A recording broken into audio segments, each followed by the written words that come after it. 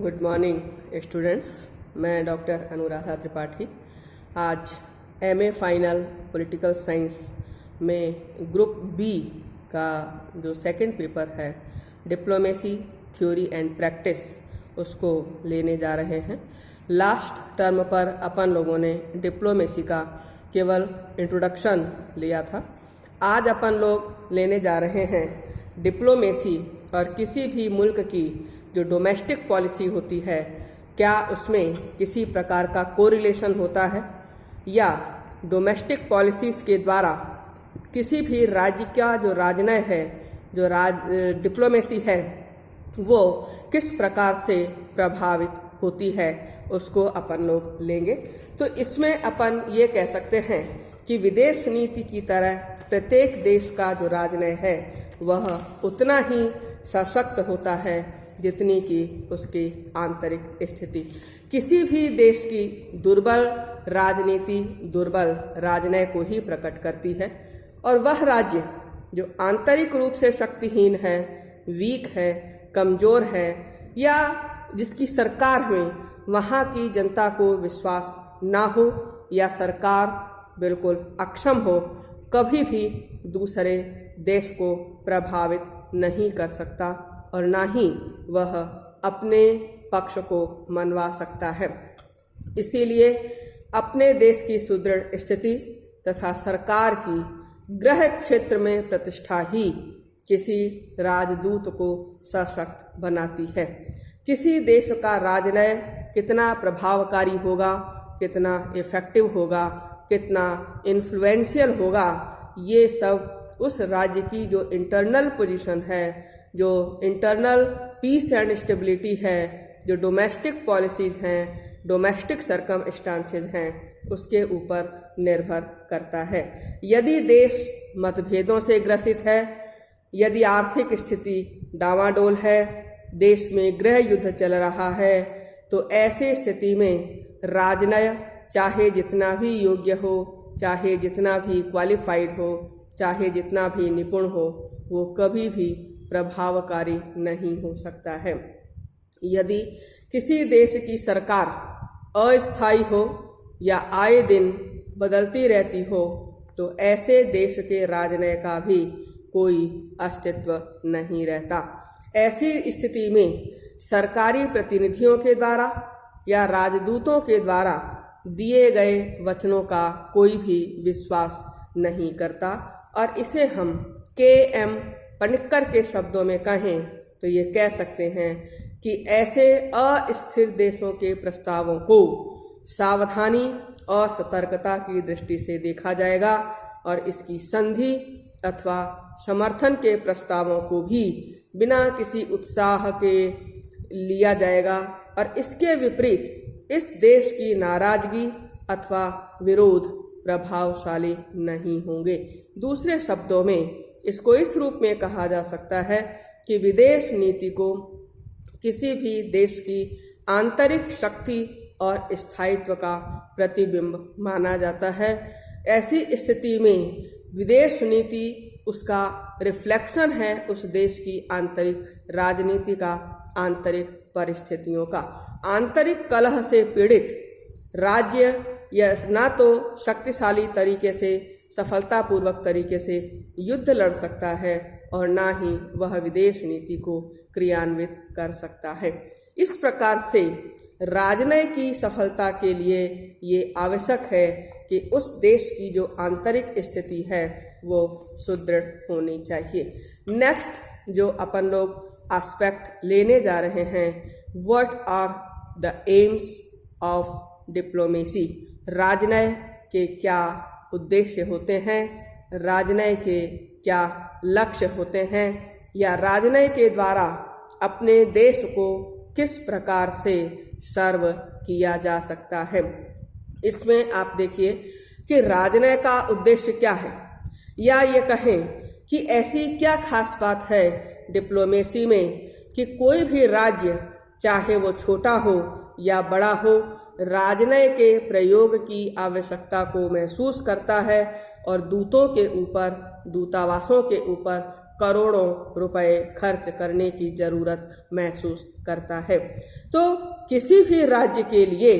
अपने प्राथमिक और दीर्घकालिक दोनों ही प्रकार के लक्ष्यों को प्राप्त करने के लिए, दोनों ही प्रकार के उद्देश्यों को प्राप्त करने के लिए राजनय का प्रयोग एसेंशियल हो जाता है, राजनय का प्रयोग अनिवार्य हो जाता है। हम इसको कहें कि क्लासिकल सिद्धांतों के संदर्भ में कहें तो ये कह सकते हैं कि राजनय का जो मूल्य उद्देश्य है वह है अन्य राज्यों के साथ मैत्रीपूर्ण संबंधों को स्थापित करना और उस मैत्रीपूर्ण संबंधों को स्थापित करके राष्ट्रीय हितों की अभिवृद्धि करना और राष्ट्रीय हितों की सुरक्षा करना। इसी उद्देश्य की प्राप्ति के लिए, इसी लक्ष्य को पूरा करने के लिए फ्रॉम द एंशिएंट पीरियड से राजनय का प्रयोग होता रहा है, राजदूतों की नियुक्ति होती रही है। जहां राजनय का उद्देश्य शांति, समृद्धि और सुरक्षा रहा है, तो दूसरी तरफ राजनय का उद्देश्य विदेशों में अपने देश के सम्मान, गौरव तथा प्रतिष्ठा को बढ़ा करके अपने देश की अच्छी छवि को प्रस्तुत करना है। एक बात के ऊपर सभी विद्वान सहमत हैं कि राजनय का उद्देश्य राष्ट्रीय हितों की पूर्ति होता है और इसी कारण इसके पीछे राष्ट्र की जो पूरी की पूरी मशीनरी है, जो संपूर्ण शक्ति है, वो लगी रहती है। अब राजनय का उद्देश्य किसी देश की केवल सैनिक अथवा राजनीतिक दृष्टि से सुरक्षा करना ही नहीं है,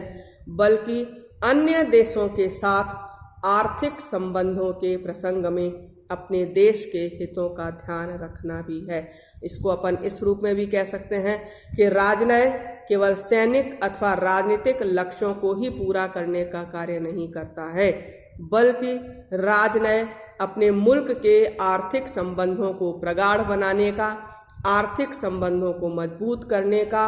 आर्थिक लक्ष्यों को प्राप्त करने का, आर्थिक उद्देश्यों को प्राप्त करने की पूरी संभावना को टटोलने का कार्य करता है। यहाँ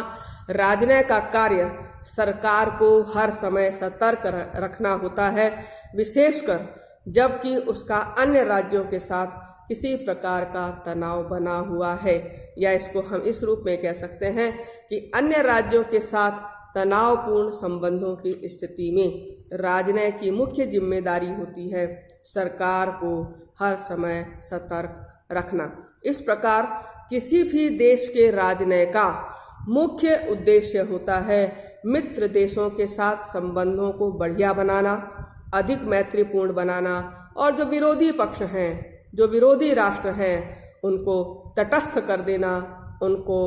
फ्रेंडलेस कर देना, उनको शक्तिहीन बनाना, उनको मित्रों से विहीन करना, ये राजनय का मुख्य कार्य हो जाता है। ऐसी स्थिति में राजदूतों का ये अनवरत रूप में एफर्ट रहता है कि सामान्य हितों के आधार पर मित्रता को इस प्रकार से सुदृढ़ किया जाए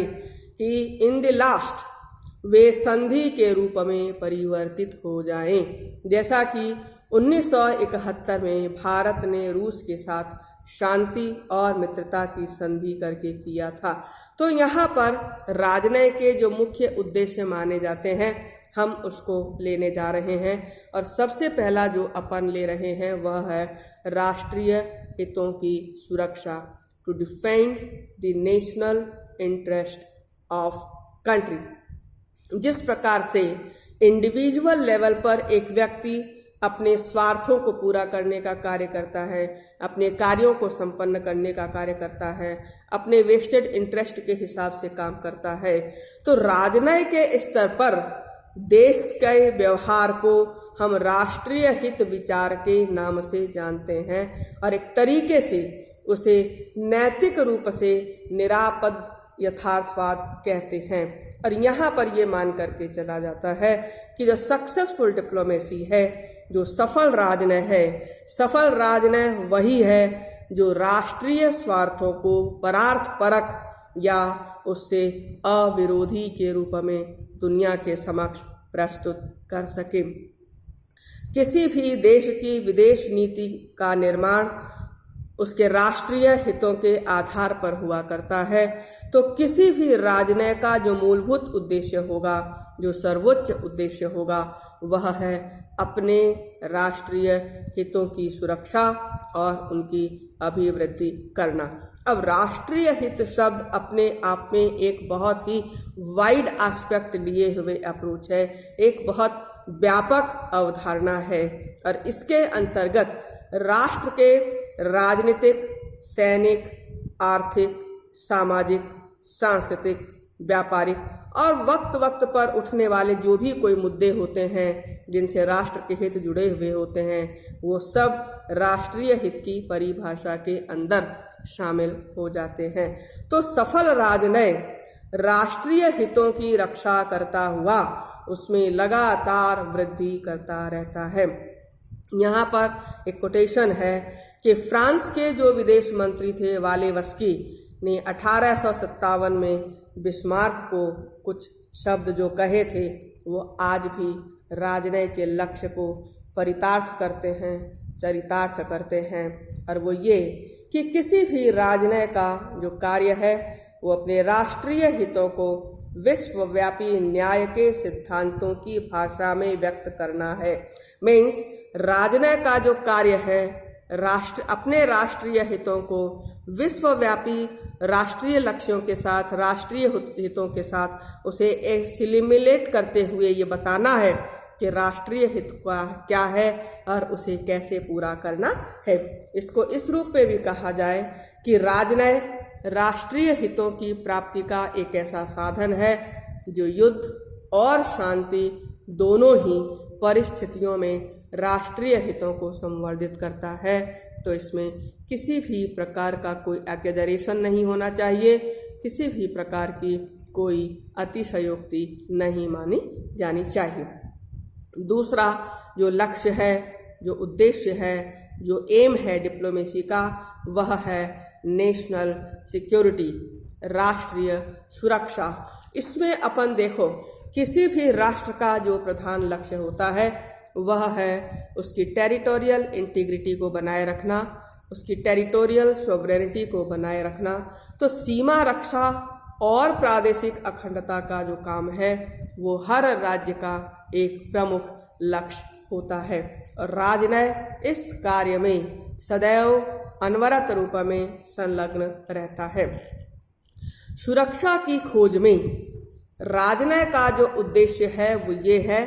कि जो उस अपने मुल्क के जो विरोधी राष्ट्र हैं, जो शत्रु देश हैं, कैसे उनको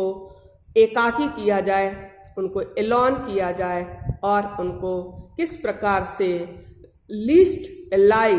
के साथ जोड़ा जाए, जिसको हम इस रूप में कह सकते हैं कि मित्रहीन बनाने का कार्य राजनय का उद्देश्य होता है, जैसा कि बिस्मार्क ने फ्रांस के साथ किया था। तो राजनय इस उद्देश्य की प्राप्ति के लिए कभी समझौते का सहारा लेता है, कभी किसी अन्य के विरोध में पक्ष लेकर के कार्य करता है, तो कभी संबंधित राज्य जिससे कि समर्थन लेना है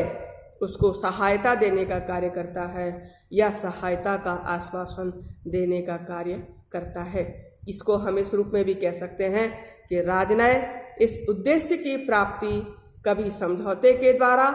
कभी किसी अन्य के विरोध में पक्ष लेकर के, कभी सहायता दे करके या सहायता का आश्वासन दे करके पूरा करता है। इन साधनों की असफलता की स्थिति में मीन्स जब ये एमिकेबल जो साधन हैं जो राष्ट्रीय सुरक्षा की प्राप्ति में लगे हुए हैं, यदि वो अनसक्सेसफुल हो जाते हैं, वो फेल हो जाते हैं, तो राज्य सैनिक शक्ति का उपयोग करने में नहीं हिचकता है।